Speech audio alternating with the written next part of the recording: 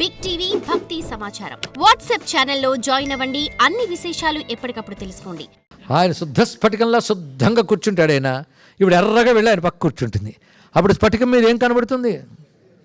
పాపం ఏ రంగు లేనివాడికి రంగులు అంటగట్టింది ఆవిడ ఇక్కడ. అందుకే ఆవిడ ఏ రంగుతో వస్తే ఆ రంగుతో కనబడుతుంటాడు ఇక్కడ. కాలస్వరూపంగా వస్తే నల్లవాడైపోతాడు ఇక్కడ. కానీ నిజానికి శివుడు శుద్ధమైన వాడు, నిర్మలుడు.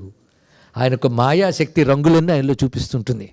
అయితే స్ఫటికం అది. ఈ ఎరుపు దాని మీద పడగానే అది ఎరుపు అనుకుంటాం. కనుక అమ్మవారు చేయిస్తున్న చేష్టలన్నీ ఆయన అనుకుంటూ ఉంటాం. కానీ ఆవిడ పక్కన ఉండడం వల్ల వచ్చాయ్యా అని చెప్పాడు ఇక్కడ. ఎంత రమ్యమైన భావం చెప్పాడు ఇక్కడ. కనుక ఆవిడ ఎర్రగా ప్రకాశిస్తోందట. ఇప్పుడు కామాక్షీదేవిని వర్ణించుకున్నాం. రూప మనసులో ముద్రించకపోయింది కదా. అయితే అటువంటి కామాక్షీదేవి శివుడా శక్త అంటే మొదటి నుంచి ఎంత శ్రద్ధగా విన్నామనే దానికి పరీక్షలు పెట్టుకోవద్దు. మీరు ఒక క్లాసుకు వస్తేనే చివరికి ఏం నేర్చుకున్నారో పరీక్ష పెడతాడు టీచరు. మరి 3 పాఠాలయ్యే కూడా పరీక్ష పెట్టకపోతే ఎలాగండి? మీరు చూస్తున్నది అమ్మవారిన అయ్యవారిన? మరి కామాక్షి దేవి అంటున్నారే, అది పట్టేశారు మా శంకర భగవత్పాలు వారు. అమ్మవారు ముందు నిలబడ్డారు. అమ్మ నాకు అనిపిస్తోంది త్వయా హృత్వా వామం వపురపరితృప్తేన మనసా శరీరార్థం శంభోరపరమపి శంకే హృతమభూత్ యదే తత్వద్రూపం సకలమరుణాభం త్రినయనం కుచాభ్యామానమ్రం కుటిల శశి చూడాల మకుటం. ఆ సమరసం అనేది ఉందో అది సౌందర్యలగల ప్రతి శ్లోకంలో చూపిస్తూ వెళ్తుంటారండి. అందుకే శంకరులు సమయాచారాన్ని గురువులయ్యారు. ఎలా చూడాలో చెప్తున్నారు ఇక్కడ. మీరు ఒక్కసారి కాంచీపురం వెళితే కామాక్షీదేవి యొక్క ప్రాంగణం మొత్తం వెతికిన శివుడు కనబడ్డు. ఏకాంబరనాథుడు అంటే ఆయన ప్రాంగణం, ఆయన బస వేరుది. ఆ మాటకు వస్తే విష్ణువు ఉన్నాడు, వరదరాజస్వామి, వాళ్ళని అలా ఉండనివ్వండి. ఇక్కడ మాత్రం ఆవిడ ఒక్కరే ఉంటారు, మొత్తం శివుడు కనబడదు. ఏమిటంటే మరీ ఇంత ఫిమేల్ డామినేషన్ అంటే, కాదయ్య బాబు అక్కడ శివుడు లేడన్నారు. కానీ శంకరులు అన్నారు శివుడు లేకపోవడం ఉందన్నారు. ఆ కామాక్షీదేవి శివుడు అన్నారు. ఇక్కడ ఎలా చూడాలో అమ్మవారిని చూపిస్తున్నాడు. చూడండి అమ్మవారిని ఎలా చూడాలో చూపిస్తున్నారు ఇక్కడ. అమ్మవారు శివుడి కోసం తపస్సు చేసి ఆయన అర్ధభాగం పొందింది. చాలామందికి తెలుసు కదా. మళ్ళీ అర్ధనారీశ్వరుడే. రోజు అర్ధనారీశ్వరుని మాత్రం మర్చిపోకండి, అది చాలా ప్రధానం. అందుకే ఇంట్లో శివలింగం పెట్టుకున్న అర్ధనారీశ్వర రూపాన్ని ధ్యానించి శివలింగాన్ని అభిషేకం చేయమని చెప్పారు ఇక్కడ. చాలా గొప్ప విషయం. ఎందుకంటే శివుని అన్ని రూపాల్లో అర్ధనారీశ్వర స్వరూపానికి చాలా ప్రాధాన్యం ఉన్నది. ఆ మాటకు వస్తే ప్రతి రూపము అర్ధనారీశ్వరమే, కానీ బయటపడరు. అది వచ్చింది బాధ. అర్ధనారీశ్వరు అంటే చాంపేయ గౌరార్ధ శరీరకాయి కర్పూర గౌరార్ధ శరీరకాయని సగం ఆవిడ సగం ఈయన అని డివిజన్ కనబడుతుంది. కానీ శివుడు శివుడిగా కనబడినప్పుడు మాత్రం ఆయన గారు అంటాం, అమ్మవారు అమ్మవారిగా కనబడితే అమ్మవారు అనిస్తాం. కానీ జాగ్రత్తగా చూస్తే ఒక్కడిగా కనబడ్డ శివుల్లో కూడా అమ్మవారు ఉన్నారు అని నిన్న దక్షిణామూర్తి రూపం చూసాం. జాగ్రత్తగా చూడాలి. ఏదో కోరుకున్నా వచ్చేసాం, అన్ని కోరుకున్నామా లేదా డౌట్ అంటే మళ్ళీ వెళ్తాం. అంతేగాని ఆయన్ని చూడట్లేదు, వచ్చింది బాధ. అక్కడ కూర్చొని మళ్ళీ చిట్టావే. ఒక ఆవిడ బయటకు వచ్చి ఏడుస్తాను తిరుమల నుంచి అంటే ఆర్ద్రనయనంతో భక్తితో ఏడుస్తుంది అనుకున్నాను నేను. కొన్ని మర్చిపోయినండి అడగడం, మళ్ళీ వెళ్ళడం ఎలాగా ఉంటుంది. అది బాధ అదనమాట. ఆయన తనివి తీరా చూడడం లేదు, మనసులో ఉన్నవి ఆయనకు తెలుస్తాయని ఈవిడికి నమ్మకం లేదు. ఇలాంటి అవస్థలు ఉంటుంటాయి. కనుకనే కామాక్షీదేవి అంటే ఆవిడ. మరి ఆయన ఎక్కడున్నాడండి అంటే మా శంకరులు చూపిస్తున్నారు. సగభాగం ఇచ్చినప్పుడు సగం తెలుపు సగం ఎరుపు ఉండాలి కదా. ఆయన ఎప్పుడు తెల్లని వాడే. కర్పూర గౌరార్ధ శరీర కాయ, కర్పూరలో తెల్లగుంటట. ఆయన పక్కన ఉన్నప్పుడు ఇటు ఎరుపు అటు తెలుపు కనబడాలి కదా. కానీ చిత్రం ఏంటంటే ఆయన సగం ఇచ్చాడు, నువ్వు నెమ్మదిగా మొత్తం ఆక్రమించేవమ్మా అన్నది. ఆవిడ పెద్ద చోరీ, ఆయన పేరు హరుడు, పెద్ద దొంగట. ఆయన దొంగిలించింది ఇవిడ ఇక్కడ. అంటే సగం ఇస్తాను అన్నాడు, ఇవ్వు నువ్వు సగం ఇవ్వు, మిగిలినవి ఎలా తీసుకోవాలో నాకు తెలుసు ఇక్కడ. అందుకే శరీరార్థం శంభోరపరమపి శంకే హృతమభూత్. అక్కడ గొప్ప మాట అన్నారు, త్వయా హృత్వా వామం వపుహు అపరితృప్తేన మనస. నీ శరీరంలో ఎడమ భాగం తీసుకుని అసంతృప్తితో ఉన్న ఆవిడ. ఏమి చూసింది అమ్మవారు నిత్యతృప్త అంటే భర్త ప్రేమ ఇంకా కావాలి అనుకోవడం మాత్రం గొప్ప భావం అండి ఇక్కడ. చాలండి మీ ప్రేమ అంటే ఏం బాగుంటుందండి ఇక్కడ. ఇంకా కావాలనిపించడం ముందే ఇంకా కావాలి. అంతే కదా. 3 రోజులు మీరుంటే బాగుండన్న ఒకసారి అంటే 4 రోజులు తరిమి కొడతారని కూడా అనుకున్నాడు ఇక్కడ. కానీ ఎంతున్నా మాకు తృప్తి లేదనుకోవడం ప్రేమకి సంకేతం ఇక్కడ. కనుక అమ్మవారికి కూడా శివునిపై ఎంత ప్రేమ అంటే సగమిస్తే సరిపోక వపుహు అపరితృప్తేన మనస శరీరార్థం శంభోర్ అపరమపి శంఖే హృతమభూత్. మిగిలిన సగం కూడా తీసేసుకున్నావమ్మా అన్నారు. ఎందుకయ్యా నా మీద అభాండాలు వేస్తావంటే మన లోపల మొత్తం ఎరుపు కనబడుతుంది కదా, అందుకే ఆయన సగం తీసేసుకున్నావు అంటే, పోనీ ఆయన లేడు మొత్తం నేనే ఉన్నాను అనుకోవచ్చు కదా. నేనున్నాను, ఆయన్ని ఆక్రమించలేదు, నేనే ఉన్నాను అంటే నేను నమ్మనన్నాడు. ఎందుకంటే నువ్వు ఆయనలో ఉన్నావనడానికి ఆయన చిహ్నాలు నీలో కనబడుతున్నాయి. అదేమిటి ఆ చంద్రలేఖ మూడో కొన్ని ఎవరివి? అయ్యవారివి. కనుక అక్కడ శివుడు ఉన్నాడు. పోనీ శివుడు అనుకో, అలా అనుకోను, ఎర్రగా ఉన్నావు, ఆ వక్షస్థలంతో ఇలా వంగి ఉన్నావు.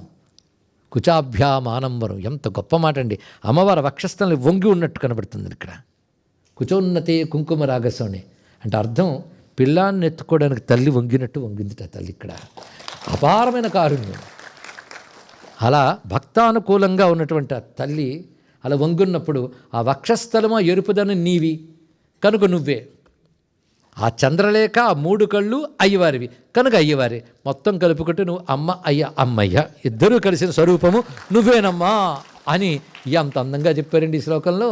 ఇప్పుడు కామాక్షిదేవారు శరీరం త్వం శంభో శశిమిహిర వక్షోరుహయుగం అక్కడికి వచ్చేసింది మళ్ళీ. కనుక శరీరం త్వం శంభో, నువ్వు శివుని యొక్క శరీరానివమ్మా అన్నాడు ఇక్కడ. కనుకనే ఇక్కడికి వచ్చేటప్పటికి మరొక సామ్యం వచ్చిందండి. ఇందాక చెప్పింది కృత్య సామ్యం, ఇప్పుడు చెప్పింది రూప సామ్యం. ఎన్ని సామ్యములు వచ్చాయి పరిశీలించండి. అలా అమ్మవారు రూప సామ్యం, కృత్య సామ్యం. కృత్య సామ్యం అంటే పంచకృత్యాలు ఇద్దరు కలిసి చేస్తున్నారు. అందుకే నువ్వు ఆ పని చేసే నన్ను లేపు అనకుండా ఇద్దరు కలిసి అన్ని పనులు చేసుకుంటున్నారు చక్కగా. తర్వాత కృత్యసామ్య రూపసామ్యం తర్వాత మరొక సామ్యం చెప్పుకోవాలి, నామసామ్యం. వాళ్ళిద్దరి పేర్లు ఒక్కటే. అదేమిటో ఎంత మేడ్ ఫర్ ఇచ్చిన ఎదురైనా పేర్లు కులుస్తాయండి ఇక్కడ. వాళ్ళ పేర్లు కూడా ఒకటే, ఆఖరికి ఒకటే చెప్పింది అమ్మవారు. నీ పేరు స్త్రీలింగం పెడితే నాది, నా పేరు పుంలింగం పెడితే నీది అని. శివ అయితే వీడు శివ. పాణిని ఒప్పుకోలేదు కానీ మిగిలిన వ్యాకరణవేత్తలు శివాని కూడా ఒప్పుకున్నారు, అది వేరే విషయం. శివ శివ, ఆయన భవుడు భవాని, ఆయన రుద్రుడు రుద్రాణి, ఆయన శంకరుడు శాంకరి, శంభు శాంభవి. ఏమి సరిపోయింది ఇద్దరికి బలే పేర్లు. కనుక వీటిని నామసామ్యములు అంటారు. కృత్య సామ్యములు అయిపోయాయి. ఇంకో సామ్యం ఉంది, అధిష్టాన సామ్యం. ఇది మూడవది. నాలుగవది అవస్థా సామ్యం. అవస్థా సామ్యం అంటే ఇద్దరు ఒకే స్థితిలో ఎప్పుడు ఉండడం, అది అవస్థా సామ్యం అని చెప్తారు. సరే, ఇప్పుడు అధిష్టాన సామ్యం వైపు వెళితే, అధిష్టానం అంటే మనం దేన్ని బేస్ చేసుకుని భగవంతుని పూజిస్తామో అధిష్టానం. అమ్మవారిని ఆరాధిస్తే శ్రీచక్రం అధిష్టానమైంది, అయ్యవారిని ఆరాధిస్తే శివలింగం. కానీ శివలింగం అయ్యవారిది, శ్రీచక్రం అమ్మవారిది. ఆ రెండిట్లోనూ శ్రీచక్రం అనే దాంట్లో అయ్యవారు ఉన్నారు, శివలింగం అనే దాంట్లో అమ్మవారు ఉన్నారు. అని అమ్మవారికి వేరుగా శివలింగాన్ని భావిస్తే నీ పూజే కాదన్నారు. శివశక్త్యోశ్చ మేళనం లింగముచ్యతే. శాస్త్రం చెప్తారు లింగం అంటేనే శివశక్తుల స్వరూపము కలిసే. ఒక కనబడ్డారు అంటే ఆవిడ లేకపోతే ఆయన కనబడ్డు, లింగముగానైనా సరే అక్కడ సూక్ష్మ రూపంలో ఉన్నది. అలాగే శివలింగంలో శివుడు, మన శ్రీచక్రంలో శివుడు ఉన్నాడు. అందుకే శ్రీచక్రం శివయోర్వపుహు అంటాడు హయగ్రీవ స్వామి అగస్త్యుల వారితో. శివశక్తి సందర్శనం అంటే ఇదేనండి, సామ్యములు పరిశీలించడం మొత్తం.